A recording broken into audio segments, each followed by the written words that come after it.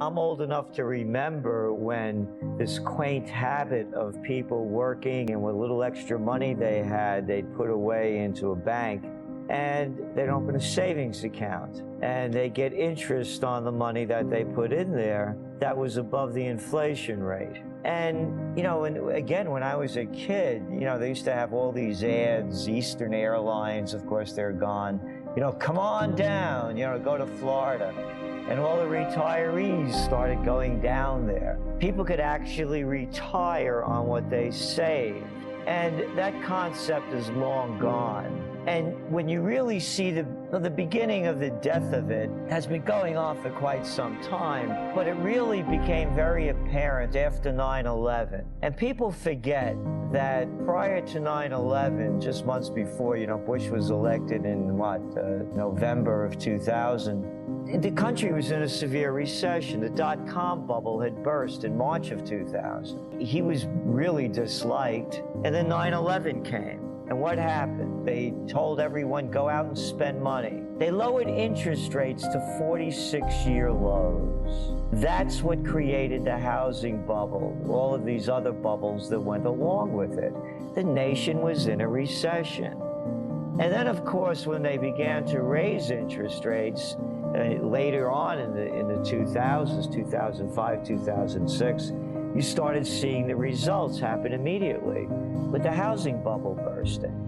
The only thing that has kept this so-called recovery alive is the trillions, that's right, trillions of dollars of worthless money that the Federal Reserve has been dumping into the system, and record low interest rates, near zero interest rates. And when interest rates go up, the economy goes down. So what else they have done by lowering interest rates and people putting money in the banks and getting basically zero back is they're forcing them to gamble in the equity markets.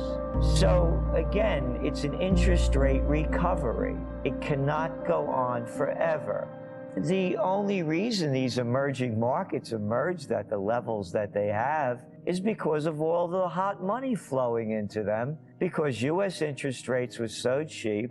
They could get all the money they wanted, brought it home, got a higher interest rate on it, and then started another bubble. And now, of course, interest rates are going up, and the emerging market bubble is popped. It's frightening. We have allowed men on Wall Street with the puppets in D.C.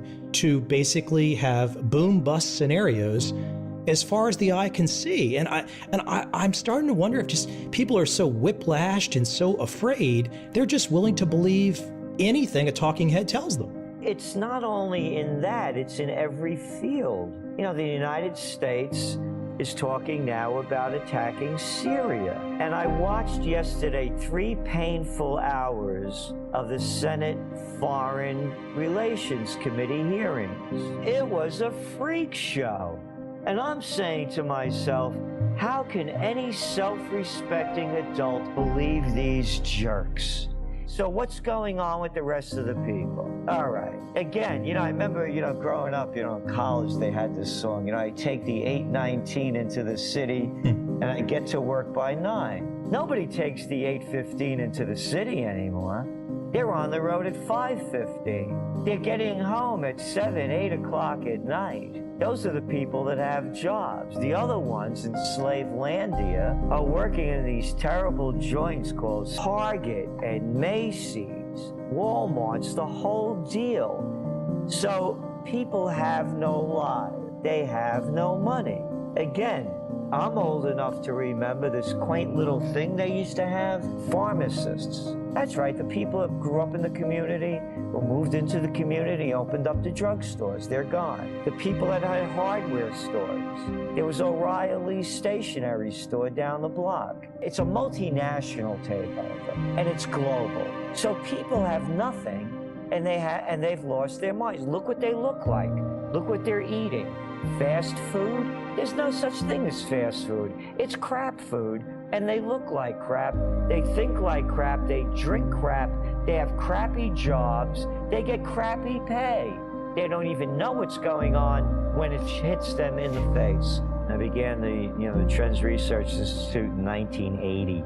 As I keep, getting older, I keep looking back and, I'm not the same guy I was when I started. And I did a lot of work, and I believe that's what has to happen. And to me, it's when the individual changes, everything changes. When I wrote Trends 2000 back in 1995, if there was one mistake that I made, I was too optimistic. That whole New Age movement was starting to flourish, and people were really looking for the inner self to change the outer world. And then the dot-com boom started to happen. I watched it. My generation, the baby boom generation, became everything that they hated. They're the biggest hypocrites out there. And by the way, that greatest generation that Tom Brokaw writes about, that's a lot of BS as well. The greatest generation gave us Levitt towns, suburbs, fast foods, and big agriculture, agribusiness. So yeah, they did some nice things. But guess what? They set the model for destruction. They're also the ones, and again, how could it happen on a practical level? No matter what country you're in, no matter what community you live in, and again, I want to preface this with the words taught to me by my dear father, may his soul rest in peace. Anytime I'd be shooting my mouth off, he'd look at me in an Italian, he'd say, "Papagallo, parrot, stop repeating what everybody else is saying and think for yourself." So what I have to say, this is only the way I see it. I'm not telling people how to think or what to believe, like these wanker politicians I watched yesterday for 3 hours. So to me, whatever country or community you live in, you have to build your own. So support each other. That means buying local. That means growing local. It means globalization has only helped the multinationals. Put in place those acts that were in place before that build your nations to the levels that they were. In America, we had, for instance, the Glass-Steagall Act. Actually, it began under Carter. He was the first deregulator of any major significance with the airlines and also banking. And then it accelerated under Reagan, Bush, and then Clinton put it into high gear.